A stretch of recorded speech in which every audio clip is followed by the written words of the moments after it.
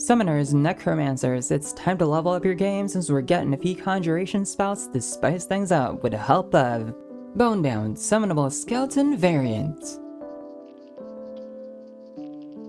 And the first on our list is a Skeleton Minion. Kind of like what you'd expect from a Skeleton Summon, weak but good enough to take a few hits, good for distracting the enemies while you cook up something better. It is effective when it comes to a 1v1 where it can take down most bandits and monsters, but when it comes to groups, that is a different story.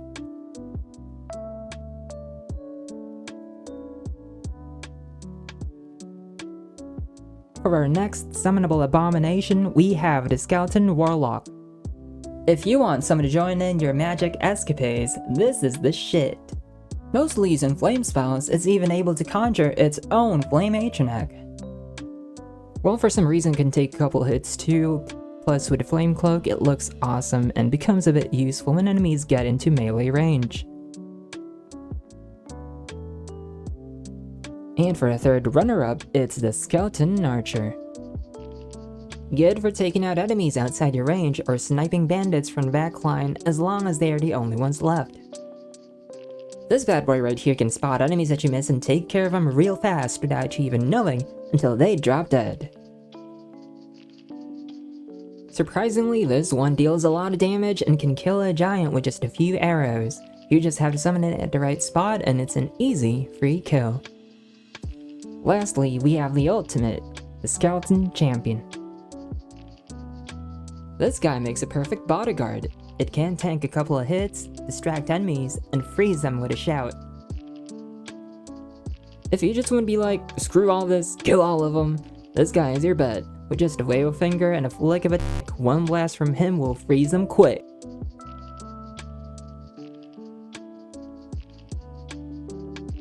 There's a version that modifies only the skeletons from Necromantic or more with the ones from this mod, so if you just want a subtle change, that would be your go-to.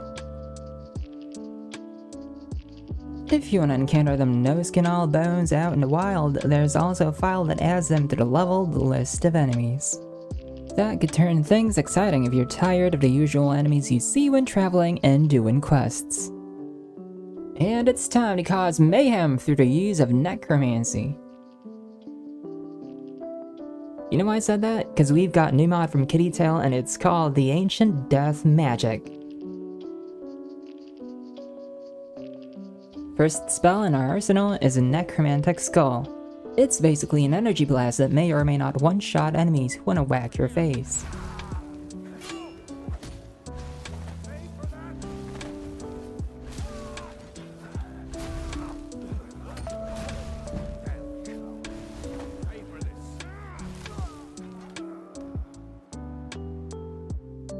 Next we have Blighted Spike, which is similar to Ice Spike, but this restores magicka when it kills an enemy.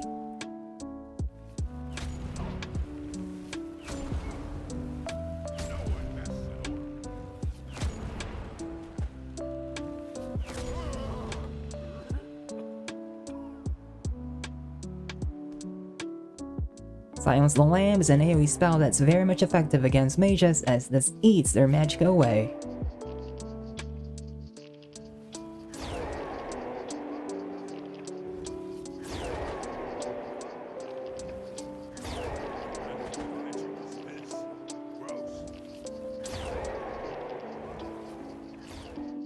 Darkwave works the same as Silence of the Lamb, but instead of draining magicka, this targets stamina.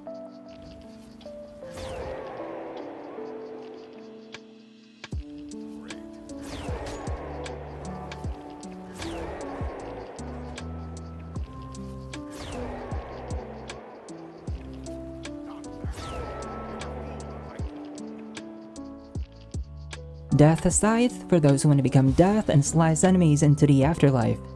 It comes with a life-stealing enchantment.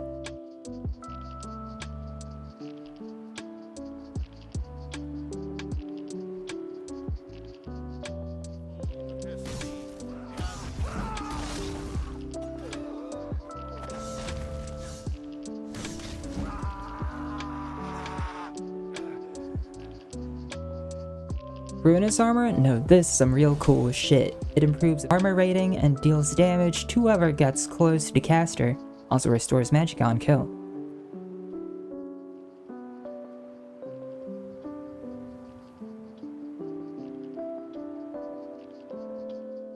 Boneyard is like Pocket Graveyard.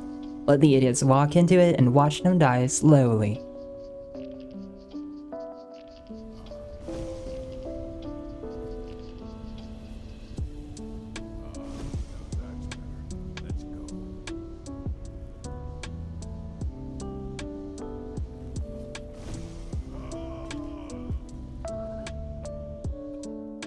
Summon your own kamikaze with blast bones and watch it smack enemies until it explodes.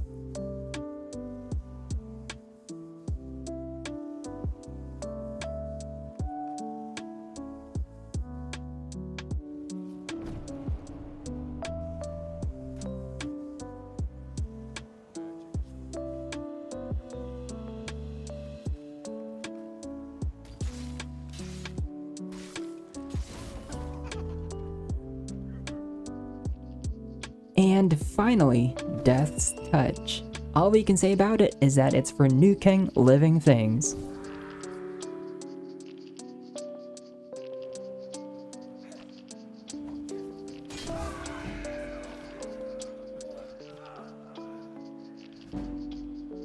Please note that there are scroll versions of these spells.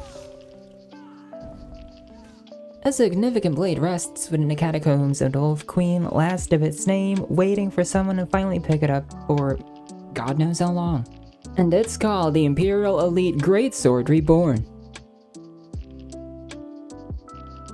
A weapon inspired by the historic greatsword from Dark Souls 3, this one carries the history of the First Empire used by the Elite Knights.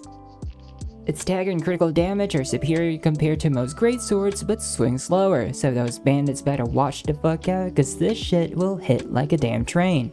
Next in LC is a new gameplay where they will most likely die again.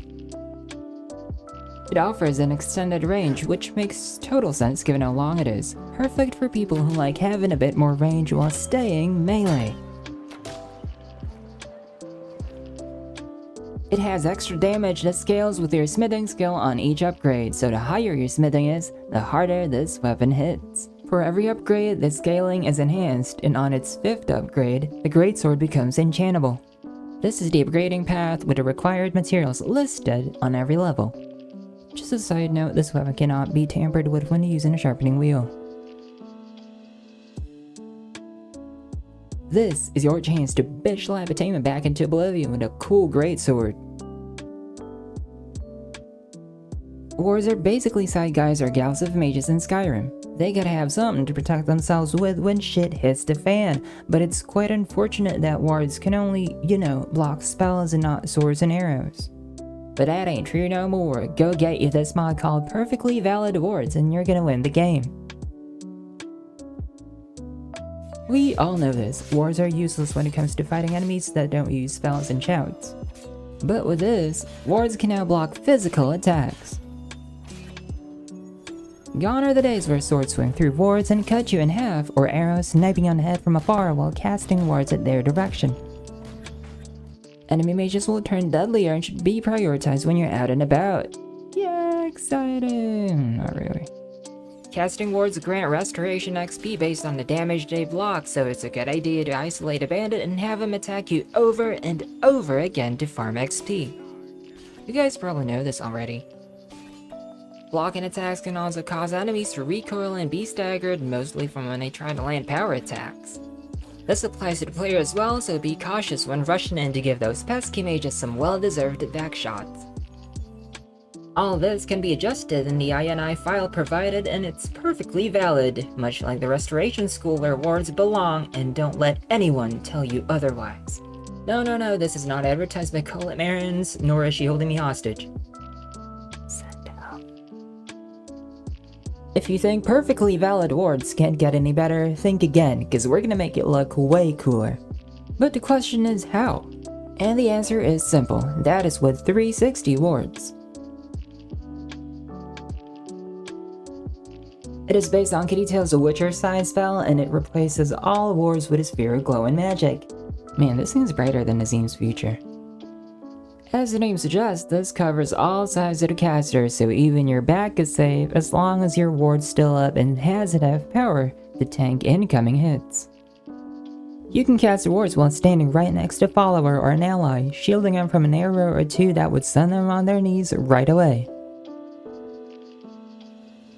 The animated mesh has been improved and neat particles are retained, taking effect when the ward is hit. For those who use strange runes, we have to open its settings and set wards to vanilla so you'll see the sphere, otherwise the strange runes effects will take priority. And here's the list of patches available. If you're using both Mysticism and Ordinator, you will have to use SSE edit and change a few things. The instructions are on the mod page down under. And we're not even done yet, because you can have 2 extra options with 360 wards other colors. You can make it go from orange, blue, or white depending on your mood, and since it's a recolor, it's best for me to shut the fuck up and let you see them in peace.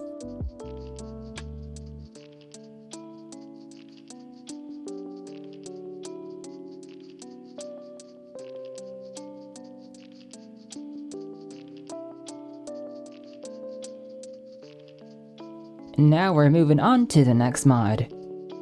Cities and towns need to be fortified because bandits, animals, and monsters just come and go like they own the place. That's why with the village entrance walls overhaul, this could easily be managed. New entrances are built with mercenaries guarding them for additional security, enhancing those crappy and easy to attack cities like Dumbstar.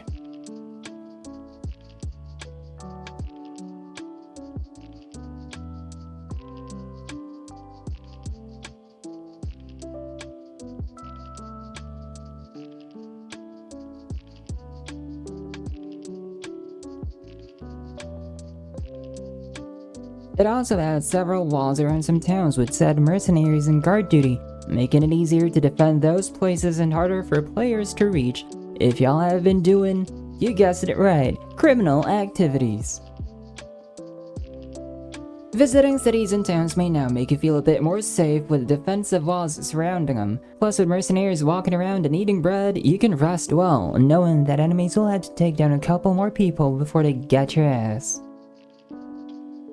Shouldn't eat up a lot of FPS since this mod only adds a couple of walls and guarded entrances, so it might work really well for those who don't have much VRAM or CPU power to spare. And here's the list of cities and villages covered by this mod.